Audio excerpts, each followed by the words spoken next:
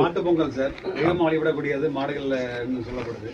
பாரம்பரியமான வளர்ப்பு வேறு அது. ஆமாம். இன்னைக்கு நீங்கள் ட்ரெய்லர் வெளியிட்டிருக்கீங்க, அந்த வார்த்தையை வந்து குறிப்பிட்டிருக்கீங்க அந்த மாட்டுக்கு. ஐயோ இல்லைங்க, சரி சரி. பெண்களை வேற வந்து சம்மந்தப்படுத்தப்பட்டிருக்கு அந்த சொல்லுங்க. பெண்களைன்னா அந்த மாட்டுக்கறி சாப்பிட்டா ஒரு தடவை தான் அடுத்து ஒரு கதை தெரியும்னு சொல்லி வந்துட்டு கொச்சையான வார்த்தையாகும். சரி, இதை விட கேவலமாலாம் சொல்லியிருக்கேன். நான் சொல்கிறது உங்களுக்கு புரியுதில்ல. நான் யாரையும் குறிப்பிட்டு பேர் சொல்ல விரும்பலை. நிறைய சமூக படங்கள்ன்ற பேரில் நிறைய அவலங்களை நீங்கள் பத்திரிக்கையாளர்கள் நீங்களும் பார்த்துருப்பீங்க. பச்சை பச்சையான வார்த்தைகள், கொடுமையான ஒரு சமுதாய பிரிவுள்ள படங்கள்லாம் நிறையா வந்திருக்கு. பட் நான் இதை சமுதாயத்தை பிரிக்கிறதுக்காக எந்த வார்த்தைகளையும் பயன்படுத்தலை. சமுதாயத்தை இணைக்கிற படமாக தான் இந்த படம் இருக்கும். ஸோ இதில் சில குறிப்பிட்ட நபர் தப்பு செய்கிறாருன்னா தப்பு செய்கிறத சுட்டி காட்ட நான் ஆழமாக சுட்டி காட்டியிருக்கிறேன். ஸோ அதுதான் சொன்னேனே, நான் பார்க்கக்கூடிய பார்வையை பொறுத்து இருக்கு. என் பார்வையில் நான் இது ஒரு போலியாக வச்சுட்டேன், சினிமாவாக பாருங்கள், சினிமா வேறு வாழ்க்கை வேறு, இது ரெண்டையும் எடுத்துக்காதீங்க, நான் அப்படிலாம் சொல்லி தப்பிக்க விரும்பலை. நான் சொன்னது போலியான மனிதர்கள், அது நிஜமாக தோழிச்சு காட்டியிருக்கேன் இந்த படத்தில். அதனால் நீங்கள் படம் பார்த்தா சூப்பராக இருக்குன்னு நான் இப்போ சார்கிட்ட சொன்னேன். கொச்சையான வார்த்தைகள் ஒரு சில இயக்குநர்கள்லாம் பயன்படுத்துகிறாங்க. எப்படி திரைப்படங்கள்ல கொச்சையான வார்த்தைகள்லாம் ஒரு சில இயக்குநர்கள்லாம் பயன்படுத்துகிறாங்க, அதை விட இதெல்லாம் கம்மியாக தான் இருக்குன்ற மாதிரி சொல்கிறீங்க? இல்லை, அது நீங்கள் படம் நிறையா பார்த்துருப்பீங்க கண்ணா. என்னென்னா சினிமாங்கிறது ஒரு சாதியை கூறு போட்டு வியாபாரம் பண்ணுறது கிடையாது. இப்போ நீங்கள் நான் சொல்கிறது இதெல்லாம் பண்ணால் இன்றைக்கி சினிமா ஓடும், இதெல்லாம் பண்ணால் சினிமா வரும்னு சொல்லி நான் இந்த சாதியை தாக்குறதோ இந்த சாதியை பிரிக்கிறதோ, டெம்டேஷன் இளைஞர்களை வந்து டெம்டேஷன் பண்ணுறதோ, நான் பேர் சொல்ல விரும்பல இயக்குநர்கள் பேரெல்லாம், அது உங்களுக்கே நல்லா தெரியும். ஸோ அந்த மாதிரியான படங்களுக்கு மத்தியில் நான் ஒரு நல்ல படம் எடுக்கணும்னு எடுத்துருக்கேன். நான் இது அது ஒரு சாதிய அடிப்படையிலானது. ஏன்னா படத்துலையும் சில வார்த்தைகள் வசனங்கள் அது சம்மந்தப்பட்டதான வருது, அதனால ஒரு சாதிய இதில் வருதா அப்படின்றது. கண்டிப்பாக அது சாதியெல்லாம் கிடையாது சார், இது ஒரு சமூக நீதி படம். இன்றைக்கி இது சாதி படமாக மாற்றிடாதீங்க. நான் அதுக்கு தான் உங்களை சந்தித்து இன்றைக்கி நான் ஒரு கோரிக்கையை வைக்க வரேன். என்னென்னா இது ஒரு சமூக நீதி படம், ஒரு நல்ல படம் எடுத்திருக்கேன். கட்டாயமாக பெற்றவர்கள் பார்க்க வேண்டிய படம். பெற்றோர்கள் பிள்ளைகள் படிக்கிற பெண் பிள்ளைகளுக்கான ஒரு அழகான ஒரு படம் இருக்குது. ஸோ நல்ல படம் பண்ணியிருக்கேன். சார், நீங்கள் இந்த படத்தினுடைய இயக்குநராக ஒரு நடிகராக நடிச்சிருக்கீங்க. இதில் ஒரு காட்சி, இப்போ டீசர் காட்சியில் பார்த்தீங்கன்னாக்க ஓசிகா அப்படின்னு சொல்லி ஒரு வாசகம் படிக்கிறது. இந்த ஓசிகா என்பது ஒரு ஜாதி கட்சியோட குறிப்பிட கட்சியை எடுத்துக்கலாமா? அது எந்த மாதிரி நீங்கள் அந்த படத்தை கதையாக வச்சுருக்கீங்க?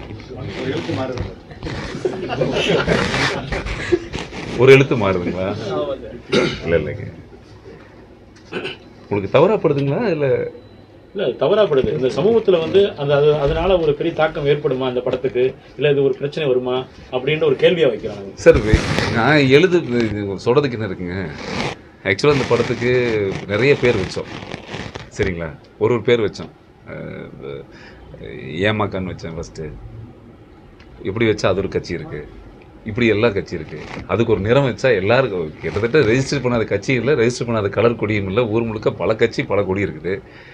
அப்புறம் நாங்கள் நிறைய நீண்ட இடைவெளிக்கு பிறகு நாங்கள் இந்த கேரக்டரு, கதையில் இருக்கக்கூடிய கேரக்டருங்க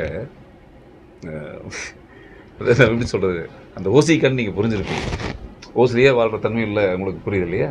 அது இந்த கேரக்டர் நீங்கள் பார்த்துருந்தீங்கன்னா அது தெரியும். அது வந்து உங்களுக்கு அப்படிப்பட்டது. அது நான் அந்த எண்ணத்தில் நான் வைக்கல.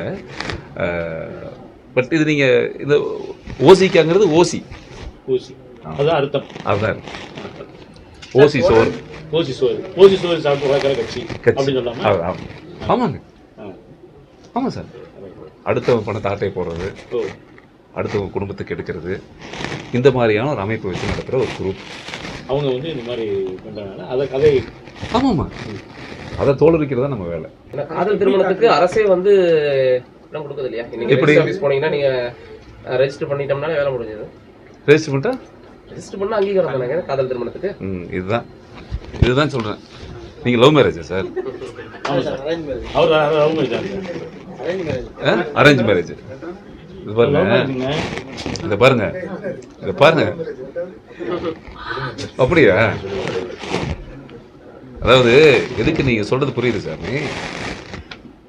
இன்னைக்கு நீங்கள் ரெஜிஸ்டர் ஆஃபீஸில் ஒரு குழந்தைய, பொம்பளை பிள்ளைய ஸ்கூலுக்கு சேர்த்துறதுனா அப்பா அம்மா கையெழுத்து வேணும். உண்மையா? ஒரு ஆதார் கார்டு வாங்குறதுக்கு அப்பா அம்மா கையெழுத்து வேணும், ரேஷன் கார்டு போடுறதுக்கு அப்பா அம்மா கையெழுத்து வேணும், காலேஜில் போகிறதுக்கு அப்பா அம்மா கையெழுத்து வேணும், பேங்க் அக்கௌண்ட் ஓப்பன் பண்ணுறதுக்கு அப்பா அம்மா கையெழுத்து வேணும். அப்பா அம்மா சேர்த்து கஷ்டப்பட்டு சம்பாதிச்ச சொத்தை விற்கணுன்னாவும் வாங்கணுன்னாவும் அந்த உரிமையை கொண்டாடுறதுக்கு அவங்களுடைய கையெழுத்து வேணும். ஸோ வாழ்க்கையே அம்மா அப்பா அதுதான் வாழ்க்கையினுடைய ஒரு நிலை. கடவுள் தெய்வம்னு நம்ம நினைக்கிறோம்.